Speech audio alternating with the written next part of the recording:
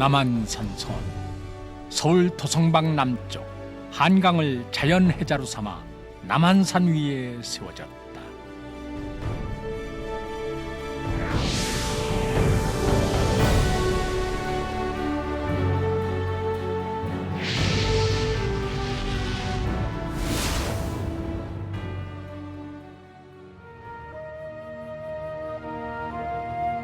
한국에는 유난히 산성이 많다.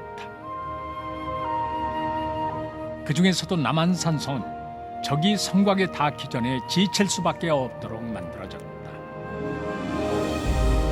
지형의 이점을 최대한으로 살린 것이다. 산 꼭대기를 따라 쌓은 성곽은 산 전체가 성벽 구실을 했다. 해발 500m 높이에 세워진 성벽의 높이는 7.5m이고 둘레가 11.76km에 이른다.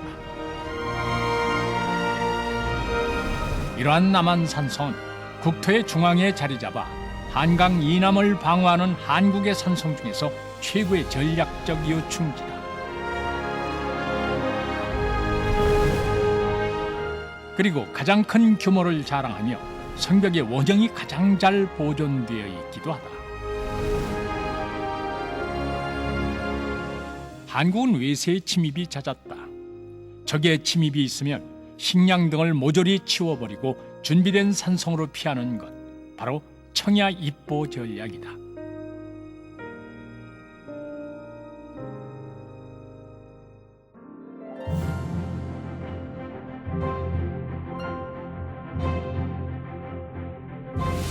남한산성은 외국의 일반적인 평지성이나 중국의 만리장성과 같은 선의 형태로 축성된 것과는 다르다.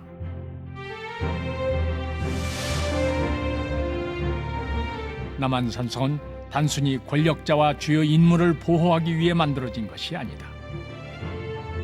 유사시 주변의 백성을 포용할 수 있게 설계되고 건축됐다. 모든 백성이 왕과 함께 산성 안에서 적을 맞아 방어할 수 있게 시설을 갖춘 산성 도시 개념인 것이다.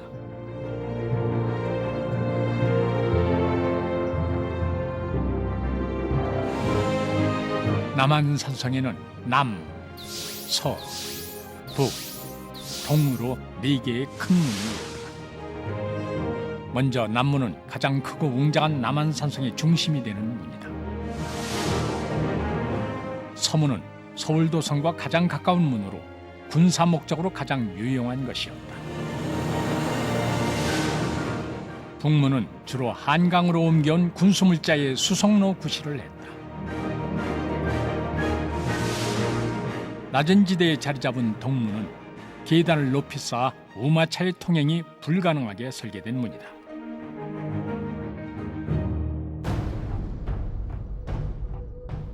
남한산성이 처음 만들어진 것은 672년 신라시대였으며 당시 신라는 중국 당나라와 국군을 건 싸움을 벌이고 있었다.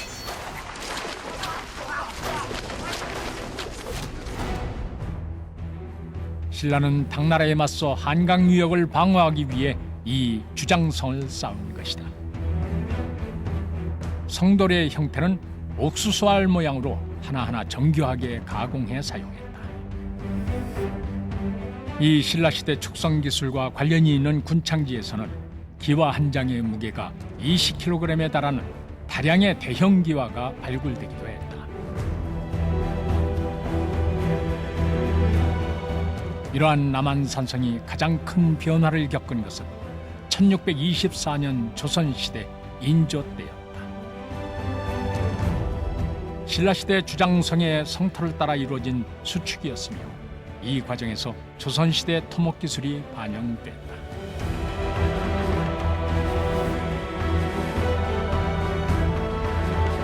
성돌은 남아있는 옛돌을 재활용하고 인근의 돌밭에서 쉽게 구할 수 있는 견고한 화강 편마함을 사용했다. 17세기 초 중국의 명청 교체기에 청나라는 조선을 침략했다. 그 혹독했던 전쟁터가 바로 남한산성이다.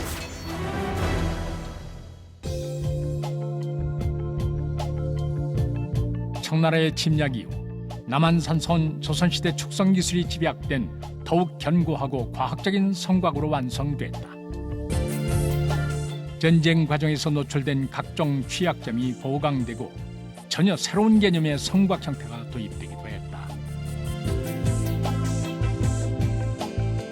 성벽 위에는 화포의 공격에 효과적인 전돌로 만든 여장을 설치했다.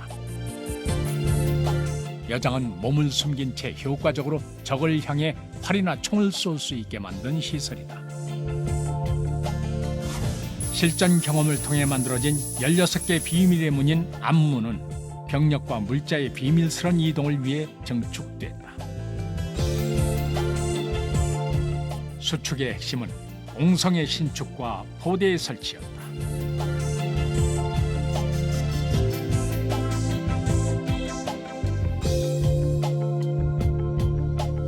옹성은 본래 성문을 보호하는 구조물이지만 남한산성의 옹성은 앞문을 내고 본성 벽의 바깥쪽으로 길게 돌출시켜 벽을 쌓아 포대를 설치한 것이다.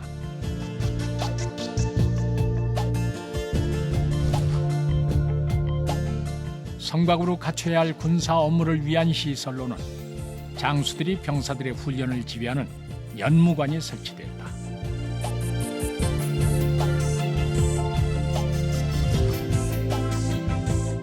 수어장대는 5곳의 장대 중 유일하게 남아있는 것으로 장수들의 지휘를 위해 세워졌다.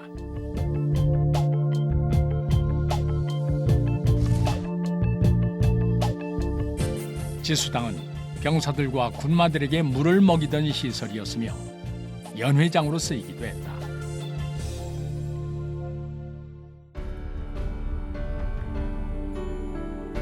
조선시대 후기에는 남한산성을 둘러싸고 있는 봉우리마다 원거리 무기에 대응할 수 있도록 성을 보강했다.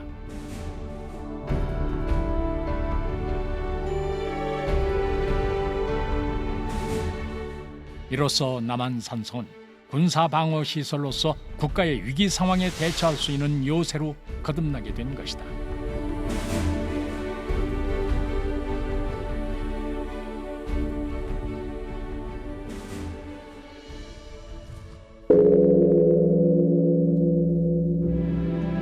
조선시대 축성에 있어 또 하나 주목할 점은 불교 승려들로 구성된 승병들이 주도했다는 사실이다.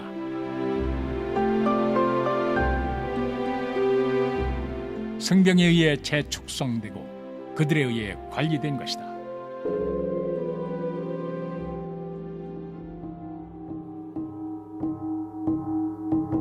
축성과 수성을 담당했던 승병 사찰에서는 수륙제와 영산제의 불교 의례가 지금도 전해오고 있다.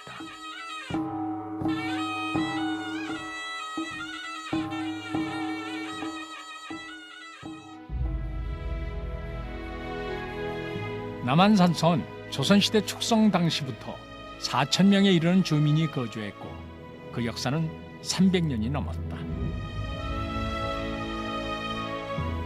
그 특징은 군사와 행정을 수행하는 읍성과 도성의 기능을 함께 갖춘 점이다.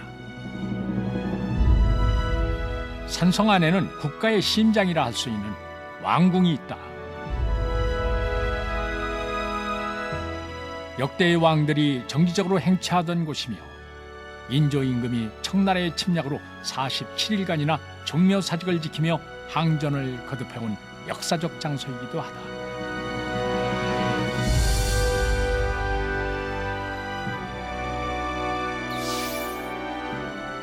행궁은 좌전과 우시를 갖추고 있다.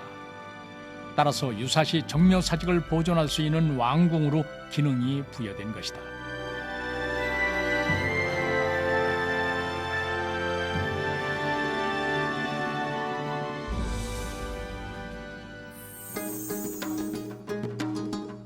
남한산성 사람들은 지금까지 옛삶의 원형을 지켜오고 있다.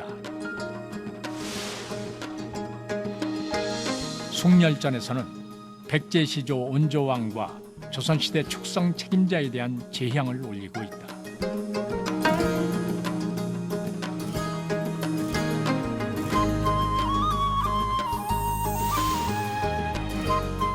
현절사는 청나라 침략 당시 항복하기를 반대했던 사람들의 애국심을 기리기 위해 마련된 것이다.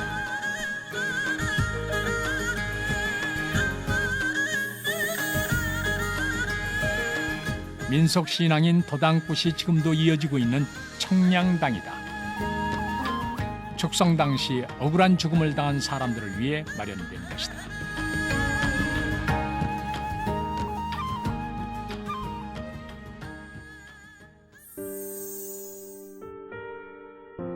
남한산성에는 19세기 초 천주교 박해로 신자들이 처형된 순교 성지가 있기도 하다.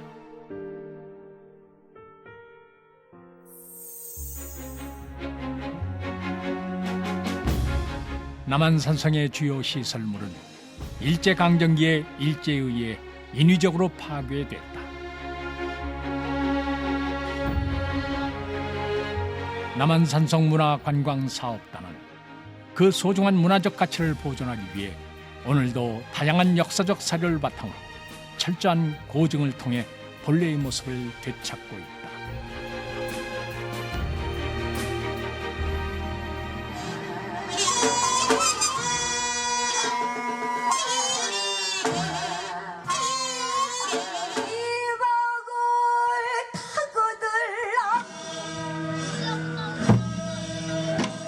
오늘의 남한산성은 현대인들에게 풍부한 창조의 영감을 주며 창작의 원천이 되어주고 있음을 우리는 알 수 있다.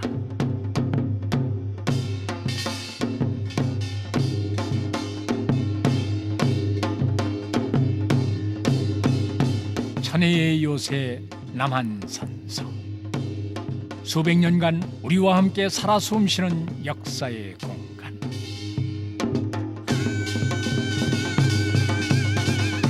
남한산성 곳곳에는 사람, 역사, 문화가 살아 숨쉬고 있다.